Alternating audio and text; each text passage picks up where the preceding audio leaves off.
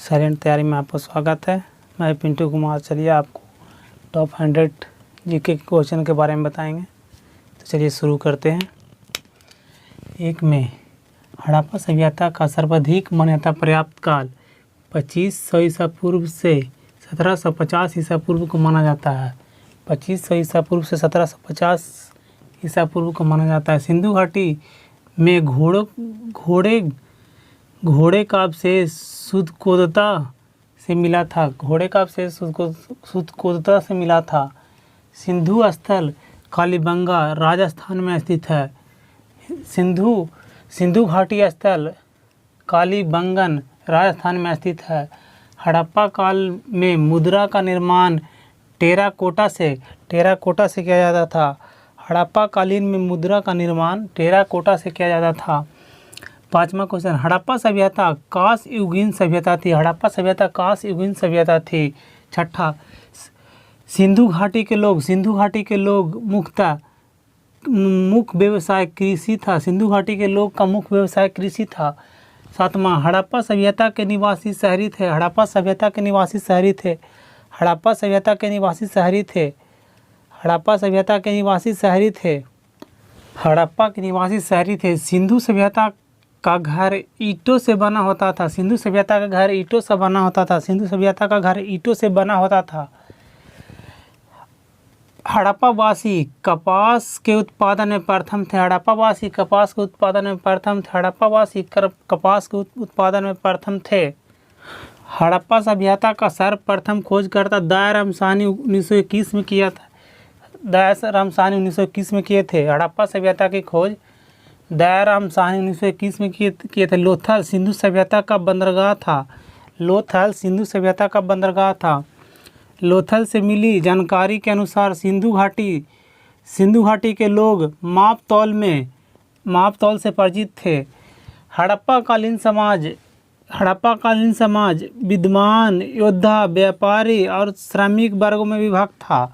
हड़प्पा कालीन समाज विद्वान, योद्धा, व्यापारी और श्रमिकों में विभक्त था। सिंधु सभ्यता का दूसरा नाम हड़प्पा सभ्यता था। सिंधु सभ्यता का दूसरा नाम हड़प्पा सभ्यता था। सिंधु घाटी के लोग मूर्तियों का निर्माण करते थे, मंदिरों का नहीं। सिंधु सभ्यता के लोग मूर्तियों का निर्माण करते थे, मंदिरों का नहीं। हड़प्पा के लोग की सामाजिक पद्धति उचित समतावादी था। मोहनजोदड़ो को सिंध का नखलिस्तान कहा जाता था। हड़प्पा सभ्यता का संपूर्ण क्षेत्र त्रिभुजाकार था। हड़प्पा सभ्यता का संपूर्ण क्षेत्र त्रिभुजाकार था। हड़प्पा रावी नदी पे, मोहनजोदड़ो सिंधु नदी पे, लोथल भोगवा नदी पे, कालीबंगा घाघरा नदी पर स्थित था। कालीबंगा से हल से जोते खेत का साक्ष्य मिला था। कालीबंगा से ईंटों का अलंकरण मिले थे। मोहनजोदड़ो सिंध में स्थित है। बृहद स्नानागार मोहनजोदड़ो से मिला है। बृहद स्नानागार मोहनजोदड़ो से मिला है। सिंधु सभ्यता के मुद्रा में अर्ध शिव का चित्रांकन मिलता है। सिंधु सभ्यता के मुद्रा में अर्ध शिव का चित्रांकन मिलता है। लोथल गुजरात में स्थित है। मोहनजोदड़ो को मृतकों के टीला के नाम से जाना जाता है।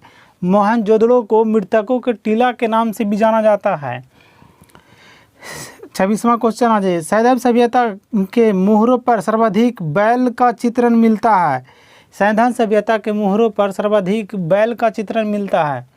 सिंधु घाटी सभ्यता अपने नगर नियोजन के नाम से जाना जाता है। नगर नियोजन के नाम से प्रसिद्ध है। भारत में सिंधु सभ्यता का लोथल स्तर स्थित है। भारत में सिंधु सभ्यता का लोथल स्तर स्थित है। भारत में खोजे गए सबसे पुराना शहर हड़प्पा है। भारत में खोजे गए सबसे पुराना शहर हड़प्पा है। भारत में चांदी की उपलब्धता का साक्ष्य हड़प्पा संस्कृति से मिलती है। भारत में चांदी की उपलब्धता का साक्ष्य हड़प्पा संस्कृति से मिलती है। सिंधु सभ्यता के लोग लोहे से परिचित नहीं थे। सिंधु सभ्यता का उत्तरी सीमा मांडा जम्मू में पड़ता है। सिंधु सभ्यता का दक्षिणी सीमा दैमाबाद महाराष्ट्र में। सिंधु सभ्यता का पूर्वी सीमा आलमगीरपुर उत्तर प्रदेश में।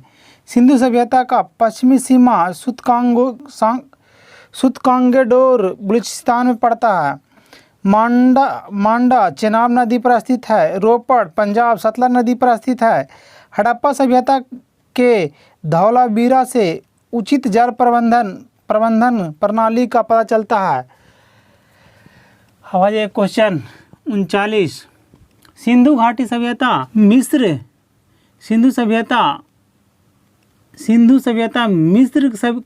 के सभ्यता, चीन सभ्यता, मेसोपोटामिया सभ्यता के समाकलीन था। हड़प्पा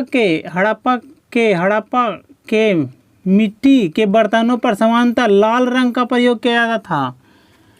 सिंधु सभ्यता आदि ऐतिहासिक काल में पड़ता था। सिंधु सभ्यता आदि ऐतिहासिक काल में पड़ता था।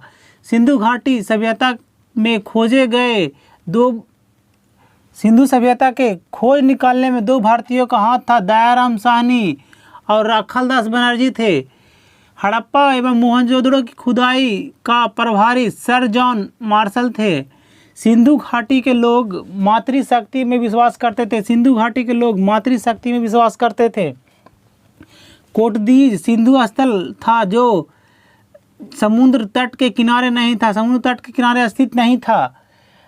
विशाल अन्नागार धान कोठार मोहनजोदड़ो का सबसे बड़ी इमारत था। हड़प्पा कालीन लोगों ने नगर के घरों में ग्रिड पद्धति को अपनाया था। कालीबंगन से जूते खेत का साक्ष्य मिला है। बनवाली से पक्की मिट्टी की बनी हुई हल का प्रतिकृति मिली थी। लोथल से युगल सावधान का साक्ष्य मिला है। अब ग्रीक या यूनान के लोग कपास को सिंडस कहते थे। हड़प्पा कालीन मोहरें सेलखड़ी से बनी होती थी। हड़प्पा वासी चांदी, सोना, टीन का आयात करते थे। लोथल, सुतकांगेडोर, अल्लादीनो, बालकोट, कनुतासी ये सभी सिंधु सभ्यता का बंदरगाह थे। मोहनजोदड़ो से नृत्य मुद्रा वाली स्त्री काकास मूर्ति प्राप्त हुई है। एक ईंटे पर बिल्ली का पीछा करते कुत्ते के पंजे का निशान चूहोंदड़ों से मिला है। जौ, चावल, गेहूं हड़प्पा कालीन का मुख्य फसल था। पूर्व ऋग्वैदिक या ऋग्वैदिक का काल 1500 ईसा पूर्व से 1000 ईसा पूर्व माना जाता है। उत्तर वैदिक संस्कृति का काल 1000 ईसा पूर्व से 600 ईसा पूर्व तक माना जाता है। आर्य शब्द का शाब्दिक अर्थ होता है श्रेष्ठ या कुलीन। प्रारंभिक आर्य मुख्यतः नगरों में निवास करते थे।